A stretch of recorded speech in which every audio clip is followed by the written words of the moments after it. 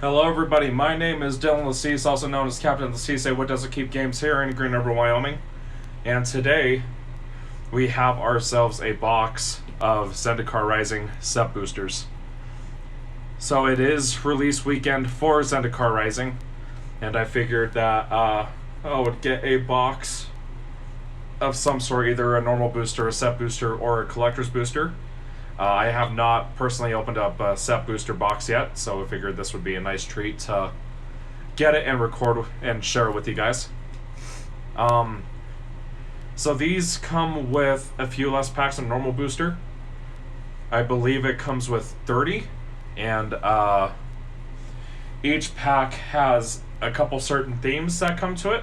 You get the nice art card at the front, you have the chance to get multiple rares in a pack, and then you have the cards that are a part of the list, which when I was looking at it earlier, it looks like the most expensive one is probably Scroll Rack, so out of today's video, that would be one of the best cards that we could hit. Then we also have our box topper, which could possibly be one of the fetch lands, and it would be really sick if it was one of the fetch lands, one of the more expensive ones. But other than that, it's just a normal booster box of the new set Zendikar Rising, and I feel like we should just get into it. So I want to say that there are 30 packs. I'm not 100% sure. I want to say it's 30. And these packs do come a little more expensive. If I can get the thing to open, there we go. I believe it's roughly about $5 a pack, since you get the nice art card and you get the chance at one of those extra cards from the list. So this is how the display looks. So it looks pretty good. And then we have our good old box topper, which we will save that for last. And let's just get into it. So again, we have the list cards that are in here. And the best one that I saw, or the most expensive one, is Scroll Rack. But you also have things like Food Chain, Emrakul, Phyrexian Tower, cards like that. All nice and expensive. I can't remember exactly the ratios that come with getting one of those list cards, but hopefully we can hit something good and make this all worthwhile. So to open up the pack, you get the nice art card, and then some of them can come with the gold signatures. You have your basic land, and then the first part, I believe they call the welcome, and all of these cards all have something that tie into each other and make them relevant. So our first rare is going to be Valakut Awakening, and then we get a foil Oran Reef Ooze, and then our token. I still don't quite know how these go, because we've got a decent amount of commons in this set, or in this pack. Yeah, we only got one uncommon. So it's going to be a little weird to see exactly how this is all set up. I've seen people get all commons in a pack, and then I've seen people get all uncommons in a pack. Then we have our nice Nissa art card there. And then in the art cards, you have the chance for them to be have a foil, or not a foil, but a gold sign stamp on it, which would be really cool to get. So we get a showcase Kazandu Mammoth, and then our regular foil. Excuse me.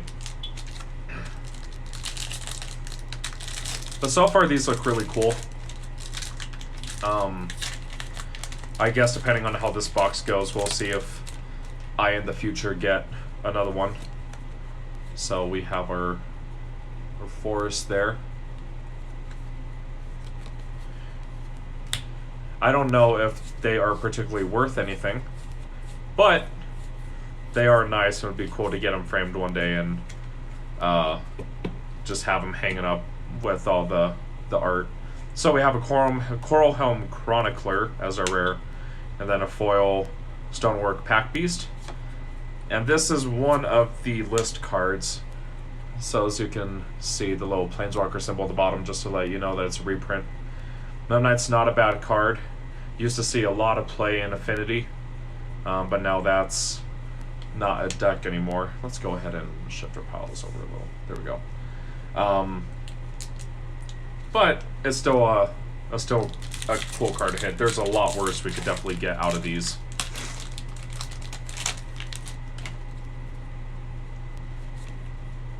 Then I believe it's supposed to be this way.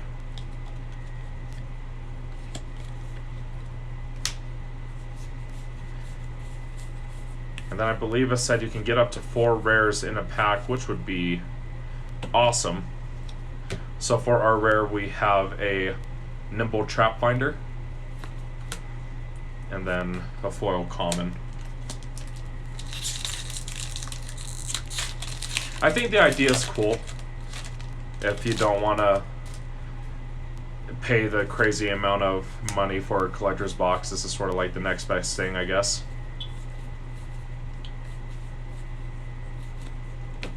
So for our rare, we have Magmatic Chandler, and then we have a foil Into the Royal. And then for our second list card, we have a Goblin Grenade. So that is not too crazy of a pull. But there's 300 cards in the list, so the chances of pulling really any of the super high value ones is going to be pretty low. We have our first mythic of the box. It is going to be a Seagate Restoration. You can flip it into the land, so we'll go ahead and put mythics there. And then we have our foil common and our token card. So one mythic so far doesn't exactly feel too great. We're just a little bit until we get to the halfway through the box. And I guess this first land can possibly be foil. We'll keep those off to the side. But yeah, it's pretty cool how they have their own little themes. So then we have a Squad Commander and a foil Dreadworm. And our showcase, or not our showcase, our list card is Retreat to Coral Helm, a reprint from Battle for Zendikar. Then I guess it's sort of a dead giveaway if you got one of those list cards, because it replaces the tip card. So if you see a tip card, then that means you didn't get one of the list cards. And then for our second mythic of the box, we have a Turn Timber Symbiosis. So same deal as the Seagate Restoration. And then we have a foil, or foil uncommon, and the token. So for the two mythics so far, I can't complain. They're two of the better mythics in the set. And then we have ourselves a foil island.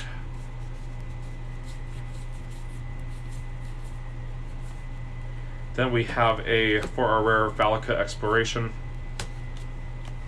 And then we have a Tortured Existence as our list card. So far they've all been commons and uncommons. I don't know if you're guaranteed a rare list card. Be nice if you were, but I'm not 100% sure. Hopefully we can just get lucky and pull one of the rarer ones. For our third mythic of the boss, we have Tazri, Beacon of Unity, the new mythic that works really well with the new party mechanic. I'm sort of in the air about that, but... And then we have an Ever-Flowing Chalice as another list card. The whole party mechanic is pretty neat. I'm guessing that they're introducing it now, so that when they have the D&D set in next summer, I believe is when it comes out, then people will be familiar with it and they won't be as confused. So, it's cool, but... Alright, and then for our rare, we have Throne of Makindi. So being able to get up to 4 rares in a pack, I don't know if we're just getting unlucky or what. But as far as I can tell, we haven't had anything crazy like that yet. And then we have our art card.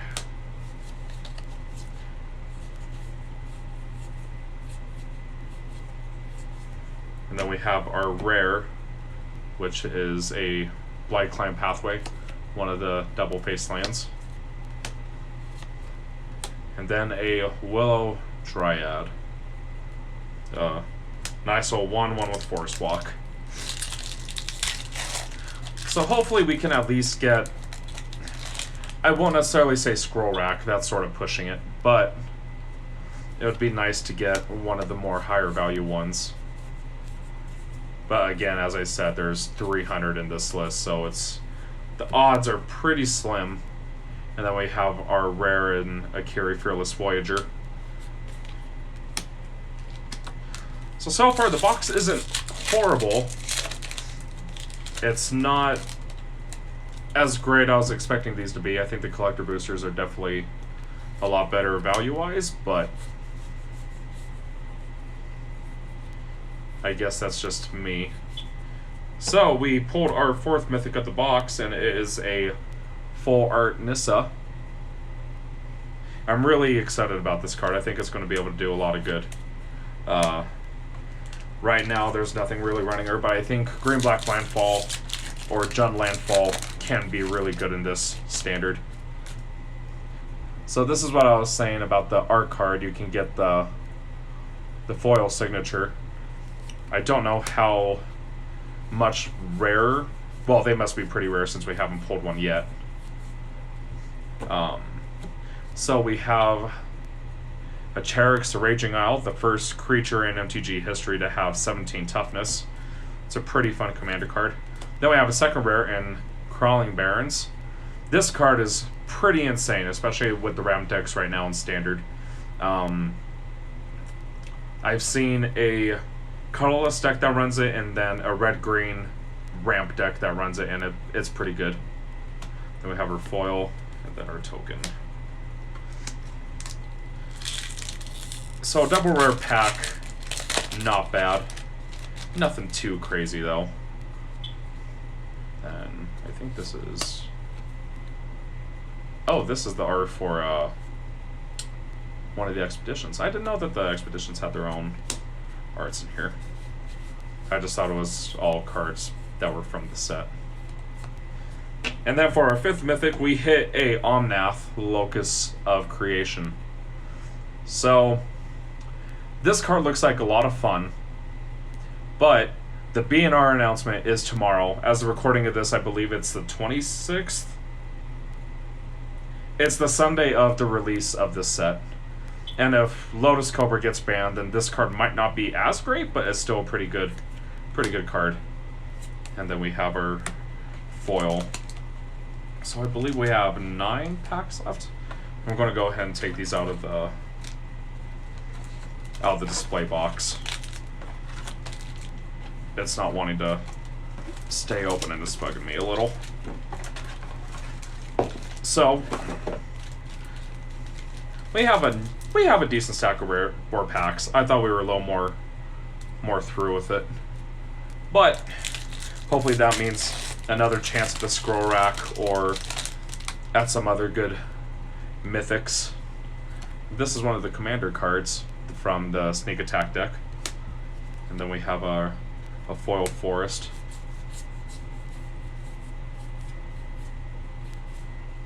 And then we have a coveted prize as our rare. And then, ooh, a foil full art land. This is the red-green one. That's really neat. I haven't seen any of these in foil yet. It's actually really dope. I dig it. So that's 2 foil rares in this box. I don't know.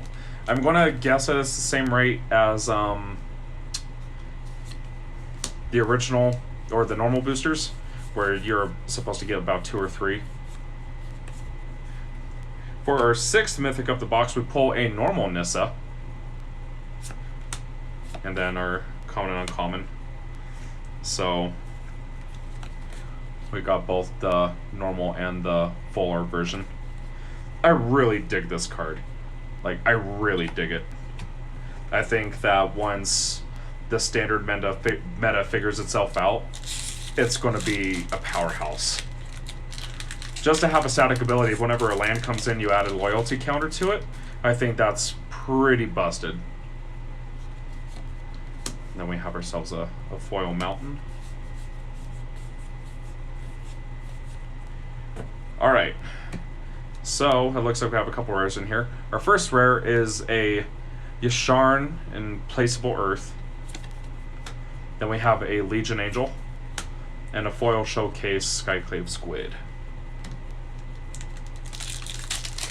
So far we're doing really good on the mythics. I don't know if the mythic rates are up to this set or not. Then there's the full art Nahiri, which I really hope we don't get. I think it's still a couple bucks, but I just really don't like that new Nahiri card. I'm sure we'll find a home in something, but I really don't care for it. Then for our rare, we have a Luminarch Aspirant. And then a Battle of Wits. Gross. It's good. Not really. If you can't use it in Commander, and if you really want to use it in a normal deck, then you're going to have to put it like 250 cards or so, just so then the realistic chances of actually getting them are a lot higher. But I'm sure it'll tickle someone's fancy. Try to put one together just as a fun deck and to annoy people. So our rare is Kaza Royal Chaser. And then we have our foil on our tip card.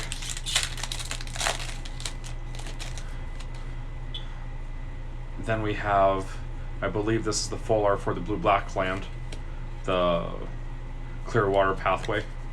Probably my favorite of the double face lands in this set. Alright, so our first rare is a Soul Shatter, followed by Verizol the Spirit Current. So we've been getting a decent amount of double rare packs, but I want to see that 4 rare pack, hopefully. A 4 rare pack would be pretty awesome. And then for our rare, we have a Wayward Guide Beast. This is one of those cards I feel like Mono Red would probably like, but it's a huge setback that you have to return a land, which I don't know if that makes it unplayable or if it's just one of those things where if you need to get damage in more later game, then you can do it. I believe this is the full art for the Windswept Teeth? Yeah. So for one of the fetches.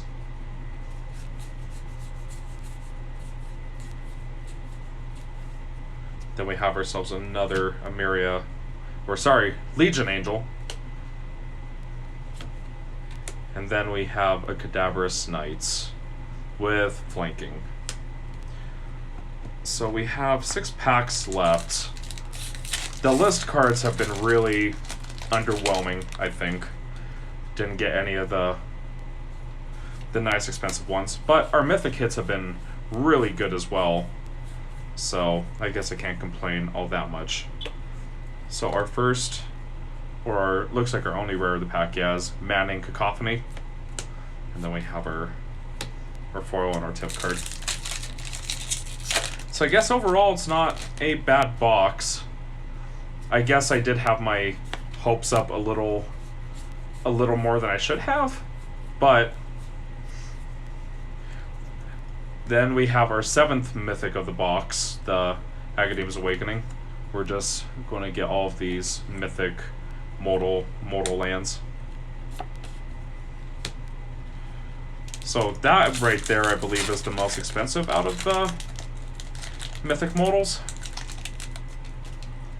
Then there's the Expedition art for the Morphic Pool. Then we have ourselves a foil Swamp.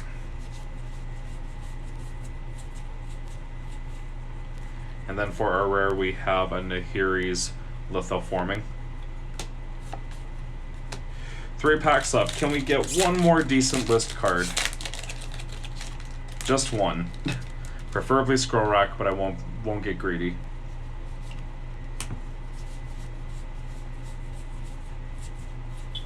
So for our rare, we have a Scoot Swarm, Arena's worst nightmare. It might just get banned in Standard just because Arena doesn't know how to handle it, especially when you morph a creature onto it. It's the Migratory Longhorn, I believe, is the big card that people usually morph with it. You just create a bunch of those and the triggers going on the stack and everything just makes the game either clunky or crash. It's just, I don't know what Wizards was thinking when they made that card, but then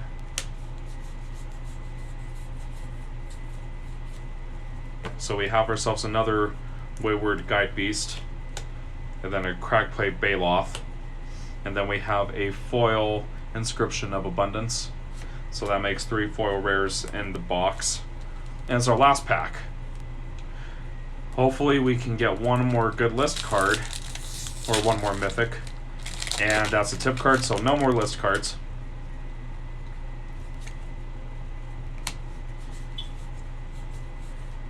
And we have our Archon of Emeria for a rare, and then we have a full Riverglide Pathway.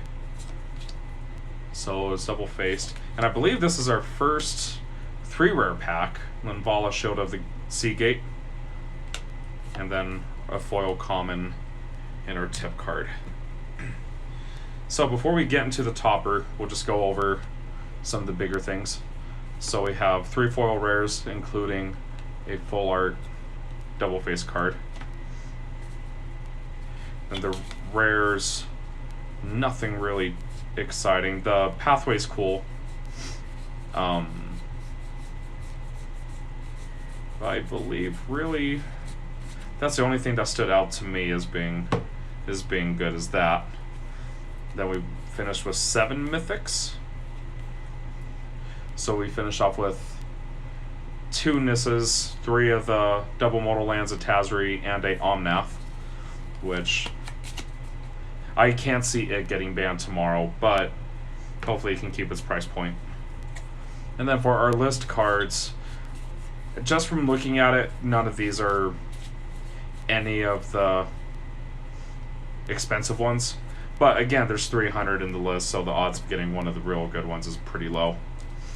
And now for the moment I'm waiting for is the box topper.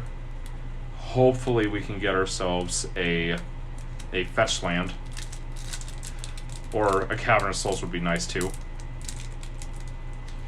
And then in the normal boosters I bought, they have the nice little tear. These ones don't, so I'm a little scared of accidentally damaging the card. Alright. So, for our expedition we have a Horizon Canopy. That's not bad. I'll take a Horizon Canopy. It's better than one of the man lands or the fast lands other than Black Creek Cliffs. But a Horizon Canopy is a good hit. So Alrighty. Well, guys, that's going to do it for me. Thank you all again for coming and watching the video. I truly do appreciate it. If you like what I'm doing, please like, comment, and subscribe. And make sure you turn on that little notification bell so you guys don't miss any of my uploads. And that should do it. So, again, I just want to say thank you, and I will catch you in the next video. Peace.